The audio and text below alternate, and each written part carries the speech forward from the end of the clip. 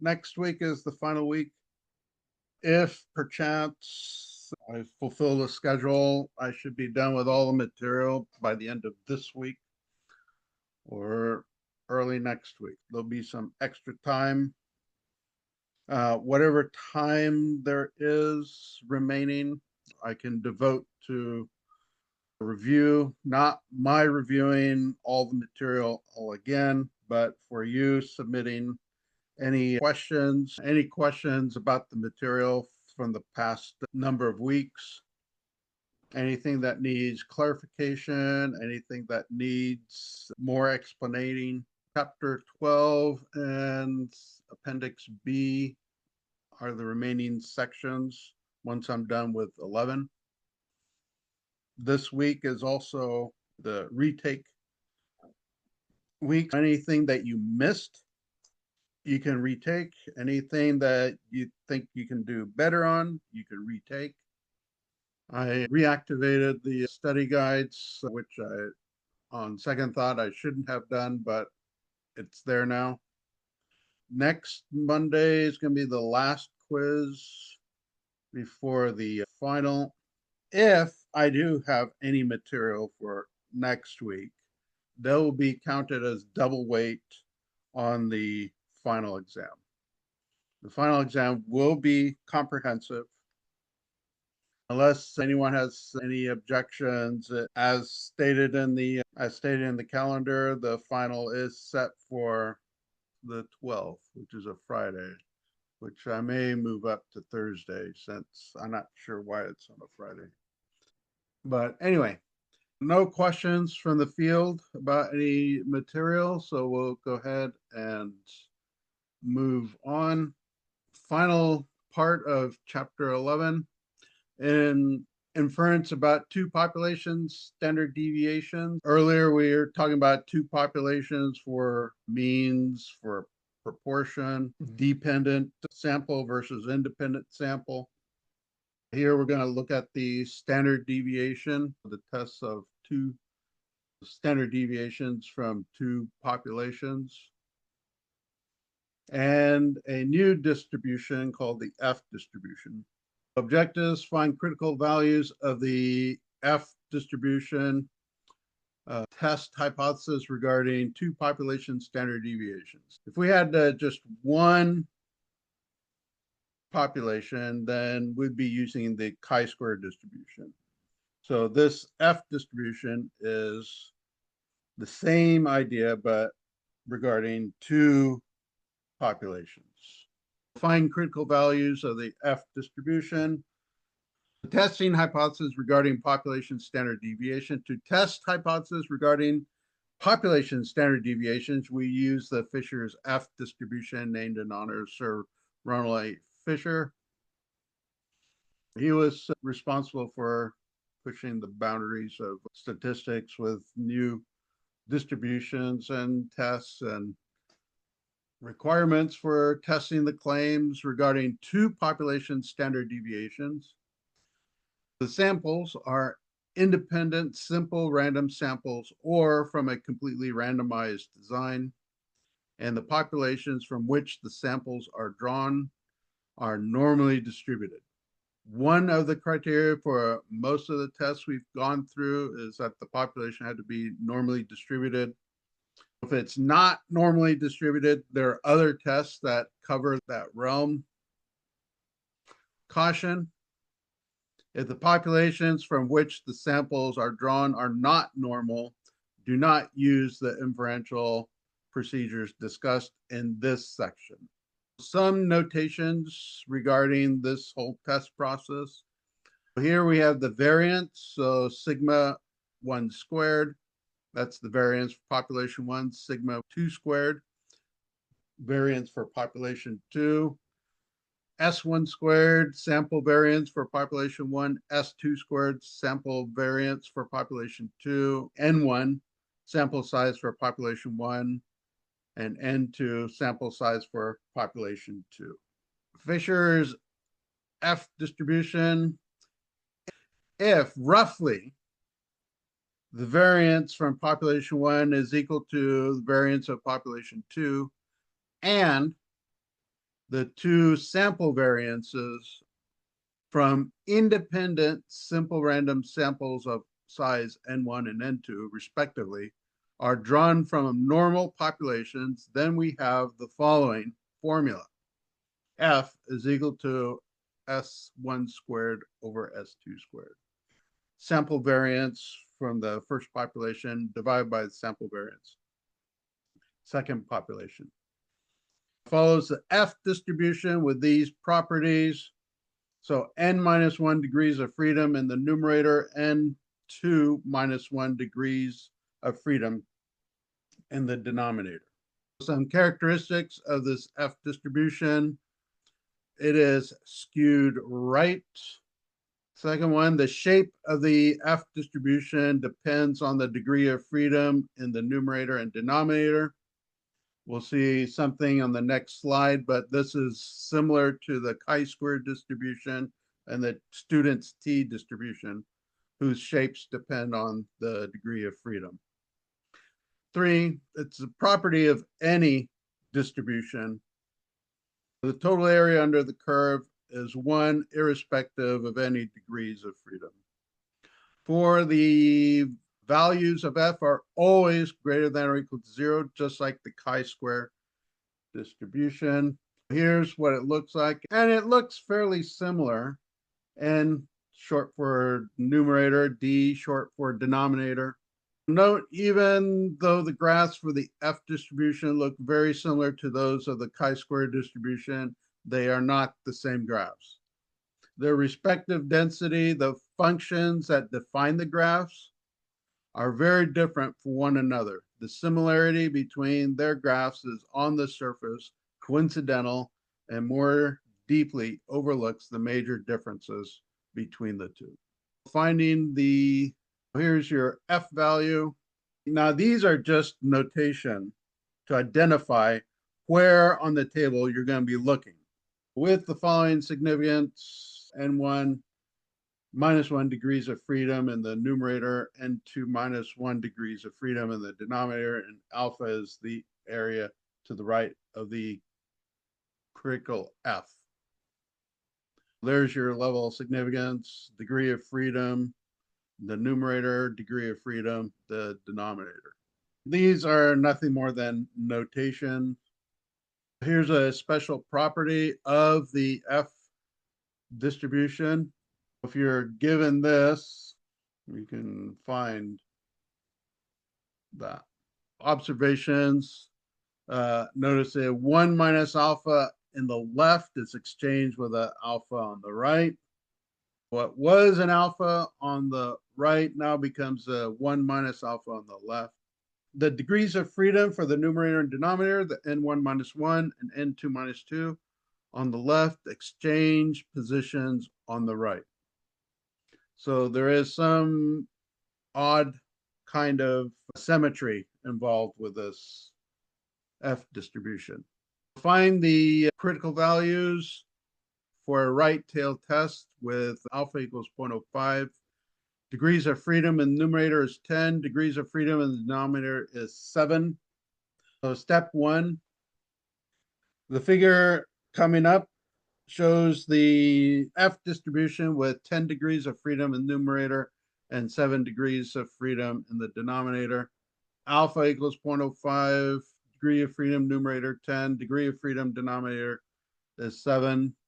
The area to the right of the unknown critical value is 0.05. We denote this critical value as F of 0.05, comma 10, 7. So we get this.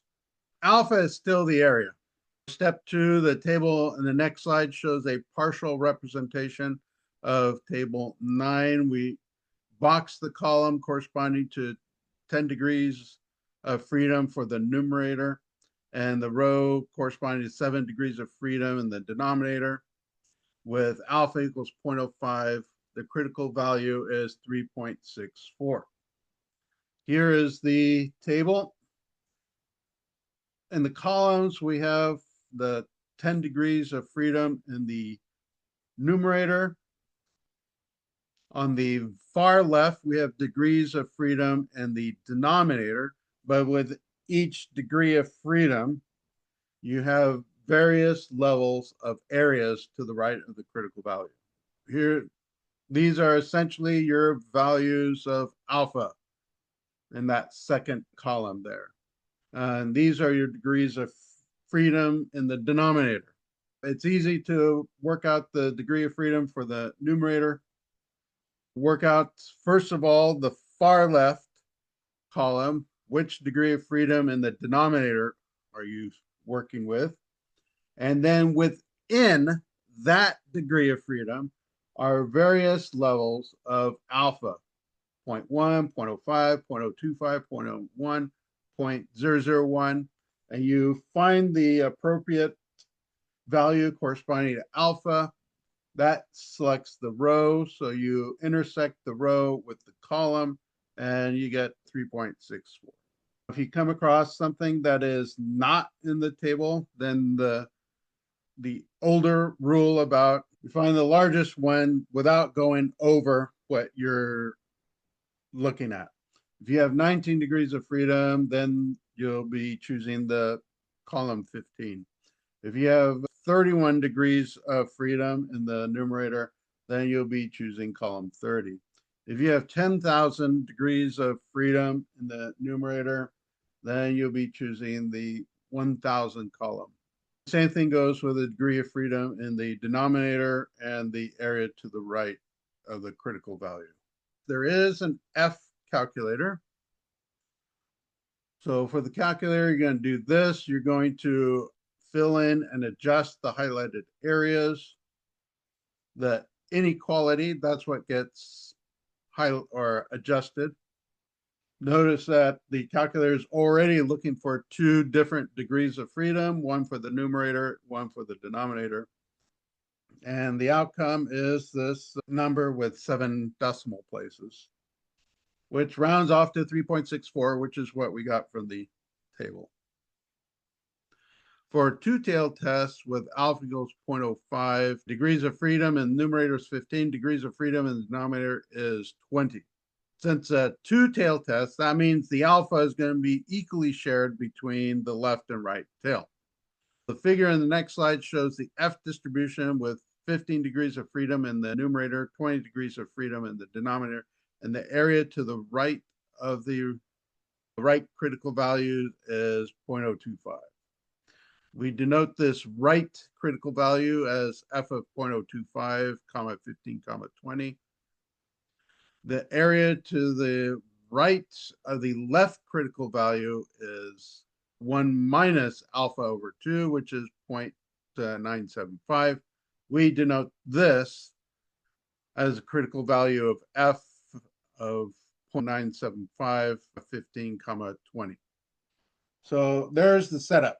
The F table is right tail oriented. So all the areas are based on coming in from the right tail. That's why the right one has a F.025. And if we were to continue with the area up to the left boundary, that would be 0.975 under the curve, leaving a 0.025 in the area of the stub. That's our left tail for this test. Using table 9, it is possible the number of degrees of freedom is not found in the table. In that case, we follow the practice of choosing the largest degree of freedom that is not greater than the desired value. This is one of those scenarios. Since the table is right tail oriented, the right critical value is F of 0.025, 15, 20, which is roughly equal to 0.025, 10, 20. 10 is the largest degree of freedom for the numerator. That's smaller than 15. To find the left critical value, we're going to utilize the rule that we saw earlier. To find the left critical value, utilize the fact that F of 1 minus alpha, etc., is equal to 1 over F of alpha, etc.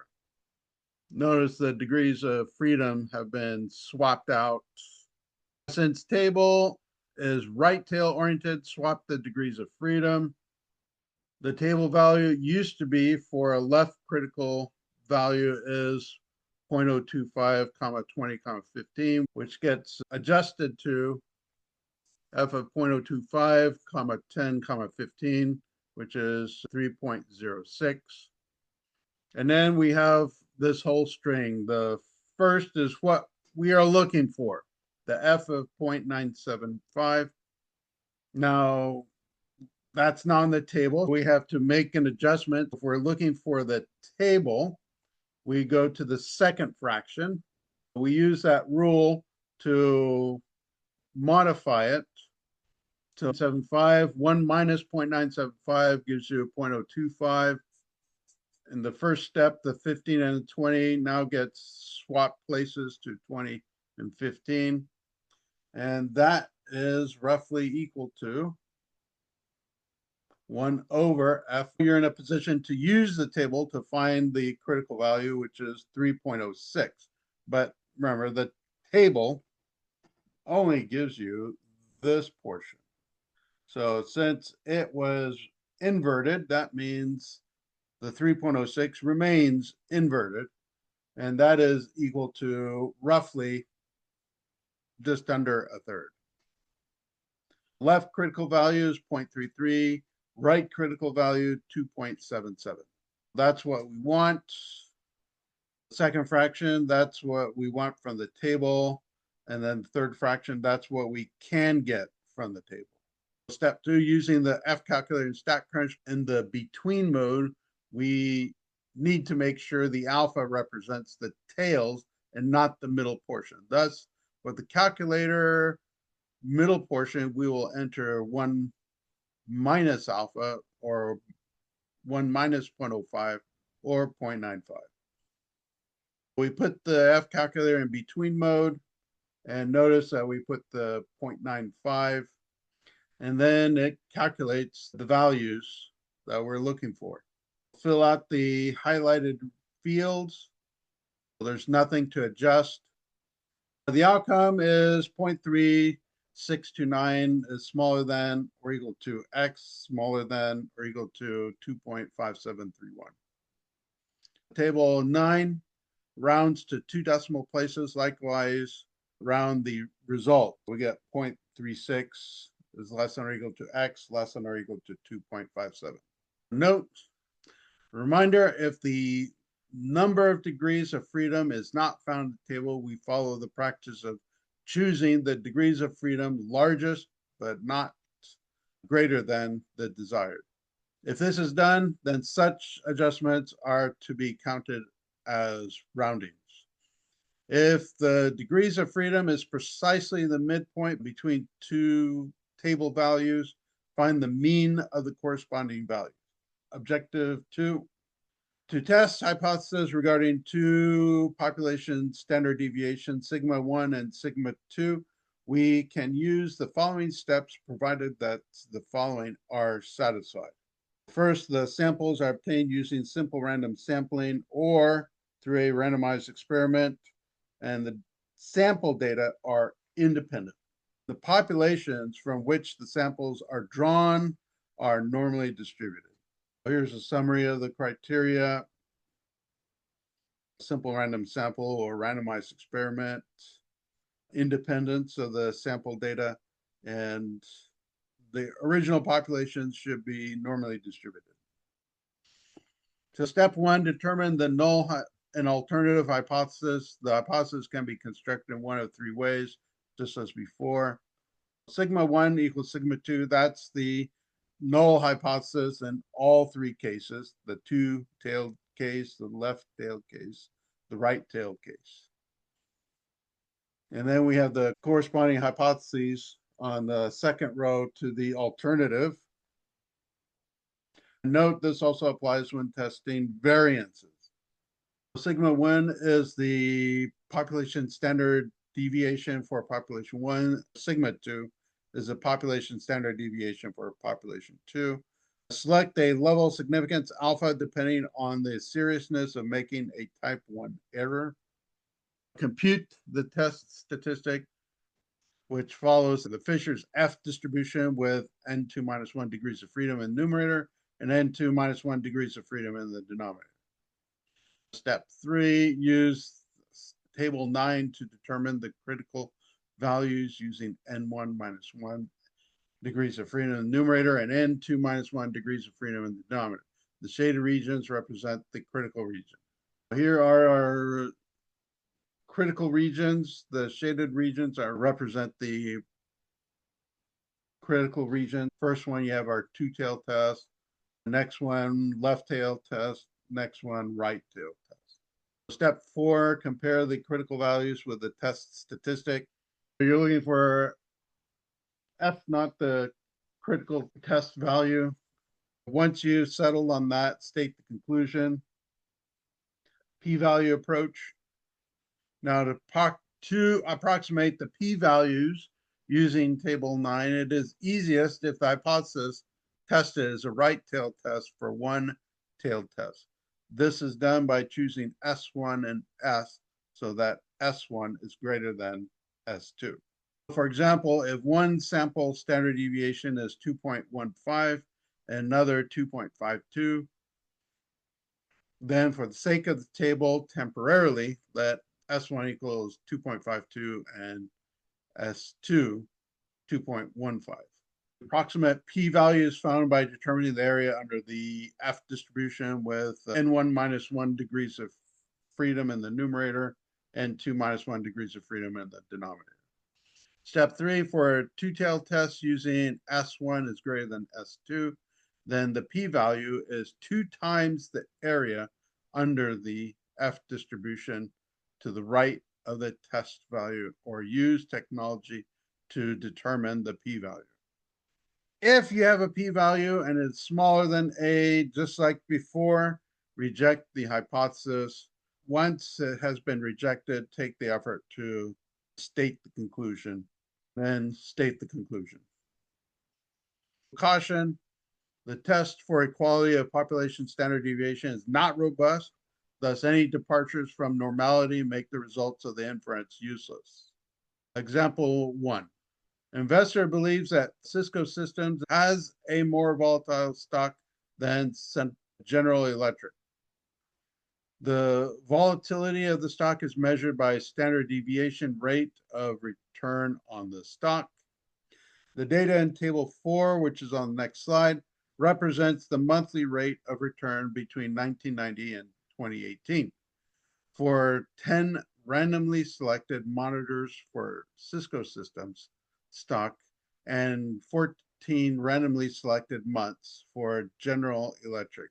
Does the evidence suggest that Cisco Systems stock is more volatile than General Electric stock at 0.05 level of significance? Table 4. Monthly rate of return for stocks in Cisco stock on the left, monthly rate of return for general stock on the right. This shows the normal probability plot for Cisco Systems, while figure B shows the normal probability plot for General Electric. There does seem to be a strong linear correlation with General Electric. For the Cisco, it looks linear. Question, is it linear enough? The correlation between the return on Cisco stock and expected z-scores is 0.971 because 0.971 is greater than 0.918. Table 6 with n equals 10. We conclude the data come from a population that is normally distributed. The correlation between the return on GE stock and expected z-score is 0.989 because 0.989 is greater than 0.935. Table 6 with n equals 14. We conclude that the data is from a population that's normally distributed. Now that we can assume the underlying populations are normally distributed, we can go on with the test. Step 1, the investor wants to know if Cisco Systems is a more volatile stock than General Electric. This is written as sigma 1 is greater than sigma 2. The null hypothesis of the statement is no difference, so that we have H naught sigma 1 equals sigma 2. And H1 that sigma 1 is greater than sigma 2. This is a right tail test. Step 2, level of significance is 0.05. 3, compute the sample standard deviation of the rate of return for Cisco systems, S1, to be 11.84%, and the sample standard deviation for the rate of returns for General Electric, S2, is to be 4. So we get this. Because this is a right tail test, determine the critical values at 0.05 level of significance and 9 degrees of freedom in the denominator and 13 degrees of freedom in the denominator. Step 3, there is no arrangement for both 9 degrees of freedom in the numerator and 13 degrees of freedom in the denominator. Although there is 9 numerator degrees of freedom, 12 degrees of freedom that is closest to 13 without going over, we have this. F of 0.05, numerator is 9, denominator is 13, but best we can do for the denominator is 12. So looking at that table, you get the value of 2.80. Here it is, 9 degrees of freedom in the numerator. For the denominator, there's in the very far left column, you have the 12 degrees of freedom, and then pick out the 0.05 for your alpha. That's your rho. Where it meets the intersection, that is your F value. The critical region is displayed in the figures. We have this. Because the test statistic is 7.51, is greater than the critical value of 2.80, we are going to reject the null hypothesis. There is not sufficient evidence to conclude that Cisco stock is more volatile than General Electric stock at alpha equals 0.05 level of significance. Investors would use this result to demand higher rate of return on investments in Cisco systems. Step 3, look at table 9, where the degrees of freedom in the numerator is 9 and the degrees of freedom in the denominator is 13. But table 9 does not have 13 degrees of freedom, and the denominator uses 12 degrees of freedom, the largest degree of freedom without going over 13. And we get this. So using table 9, the test statistic of 7.51 is greater than 7.48. So our p-value of whatever, it's going to be smaller than 0.001. Using the F calculator and StatCrunch, there it is. Fill in and adjust the highlighted fields. So the result is 0.000699792. That is rounded to 0.0007. From the calculator, we have the p-value of 0.0007 that is consistent with the p-value being less than 0.001 from table 9. Either way, since the p-value is smaller than alpha, we reject the null hypothesis. So it doesn't matter which way you cut it, with the calculator or with the table, in the end, the null hypothesis gets rejected. There is a process for doing this in StatCrunch. The hypothesis test results, it is done in variance. There isn't one for standard deviation, another one for variance. There's only variance. Sigma 1 squared, variance of Cisco, sigma 2 squared, variance of General Electric. The ratio of sigma 1 squared over sigma 2 squared, that's the ratio of the two variances. It's going to look like this. Now, technically, originally we're only dealing with standard deviations, but If we're going to use StatCrunch or the test in StatCrunch, then we have to adjust the scenery to make it look like a variance. Originally, this was what we started with. Now, all we need to do is just square both sides, both sigmas, sigma 1, sigma 2. Those are both positive. They can never, ever be negative.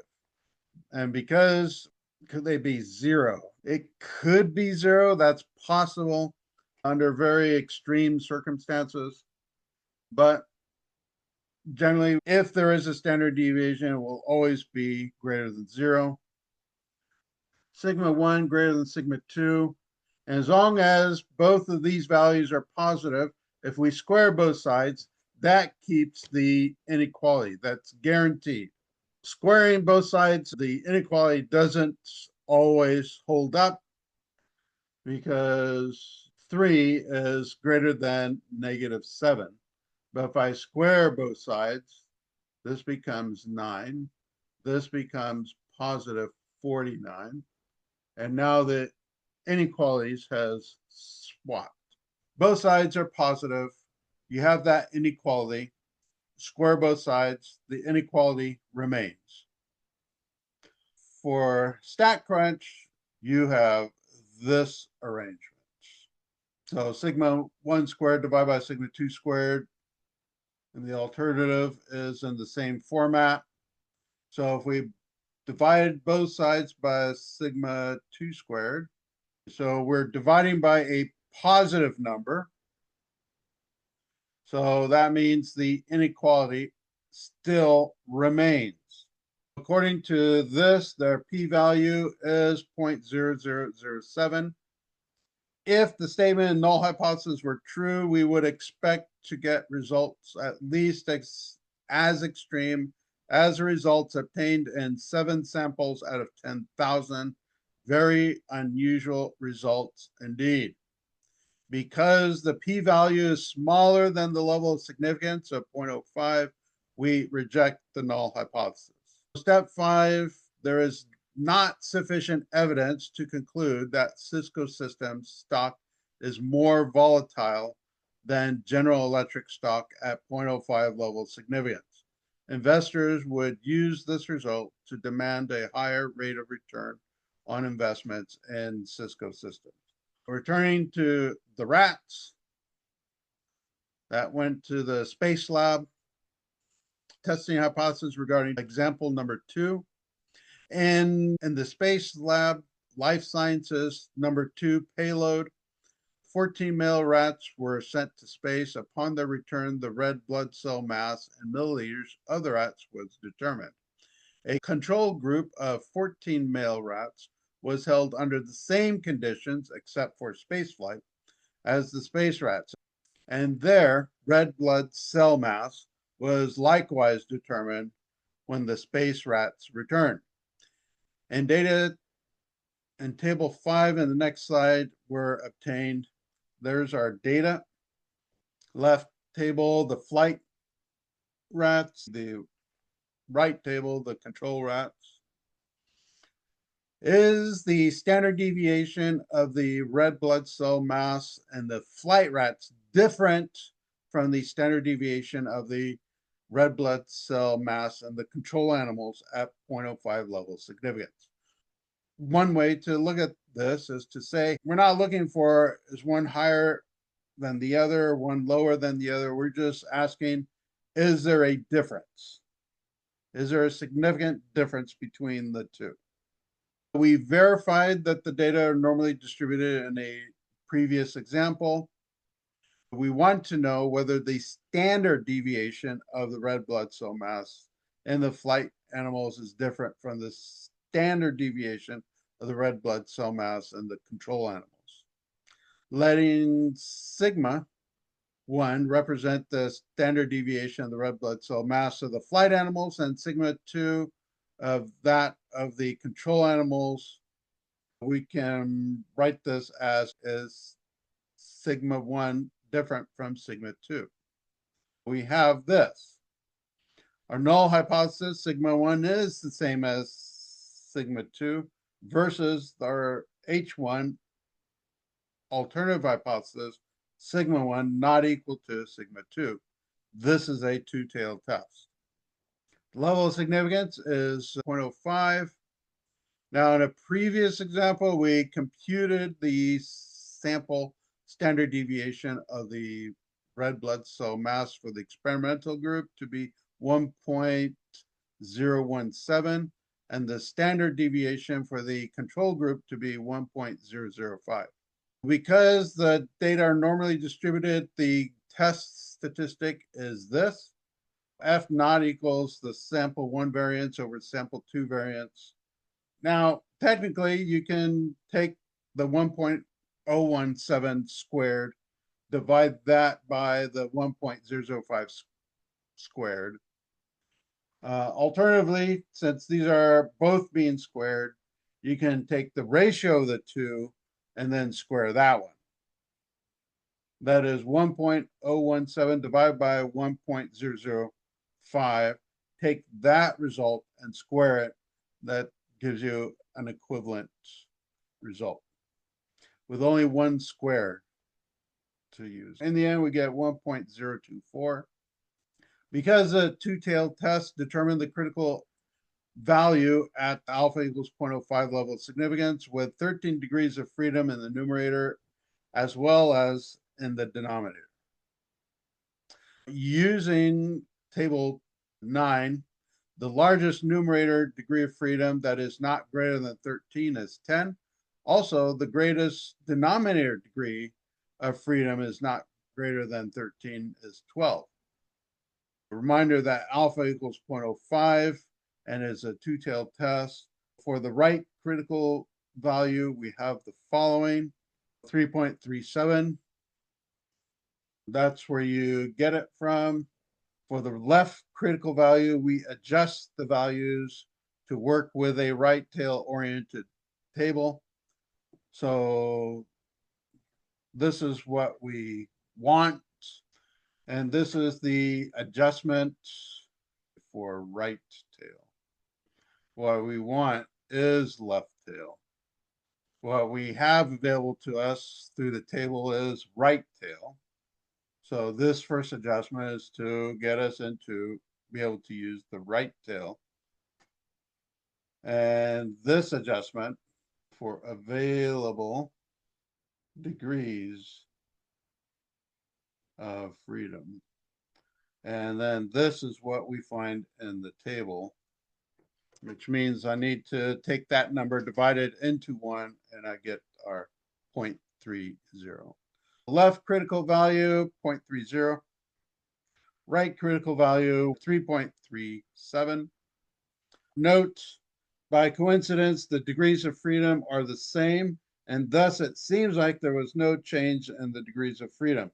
Had they been different, it would look something like this example, where the degrees of freedom have been swapped out. Using the F calculator in StatCrunch between mode, we get this. Plug in 0.95, which means it's going to take that 0.05, cut it, or I should say it's going to take that 0.05 difference, and that's going to be equally shared between the tails. That 0.05 gets cut in half, so 0.025 to the left, 0.025 to the right. Now the difference here is that we can use the precise degrees of freedom that we have. Fill in the highlighted fields. You fill in the 13, the other 13, the 0.095. Originally, the other fields would be blank. You click on compute, you get your results. So X has to be between 0.321 and 0.3115. So smaller than before. Here's the region represented by F scores from table 9. Not using table 9 because the test statistic of 1.024 lies in between the critical values of 0.3 and 3.37. We do not reject the null hypothesis. Using the F calculator, because the test statistic 1.0 0.24 lies between the values of 0.321 and 3.115, we still do not reject the null hypothesis. Step 5, there is not sufficient evidence to conclude that the standard deviation of red blood cell mass in the experimental group is significantly different from the red blood cell mass in the control group at alpha equals 0.05 level significance. Looking at table 9, where degrees of freedom in the numerator is 13 and degree of freedom in the denominator is 13, because table 9 does not have 13 degrees of freedom in either numerator or denominator, we use the 10 degrees of freedom in the numerator and 12 degrees of freedom in the denominator. Earlier was stated to approximate p-values using table 9. It is easiest if the hypothesis test is a right tail test for one tail test. This is done by choosing S1 and S2, so that S1 is greater than S2. In this case, S1 is greater than S2 is already the case. And so continue to use a 1.024 to find the p-value. If not, take the inverse of the test statistic and use that to find the p-value. Because the test statistic is 1.024, that's smaller than 2.19. This corresponds to an area in the right tail that is greater than 0.1. Therefore, our p-value is greater than twice 0.1 or 0.2.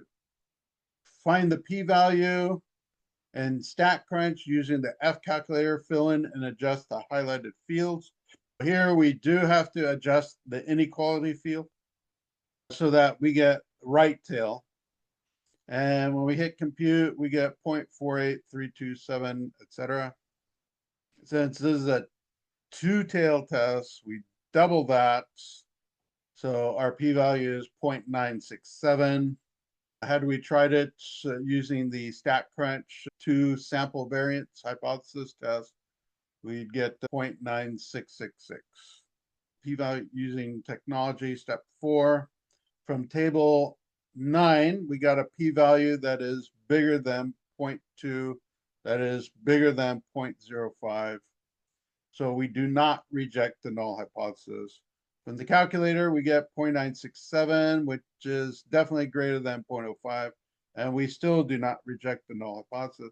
From StatCrunch, the 2 variance hypothesis test, we get 0.966, that is still bigger than 0.05.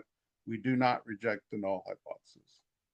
There is insufficient evidence to conclude that the standard deviation of the red blood cell mass in experimental group is significantly different from the red blood cell mass in the control group at 0.05 level of significance.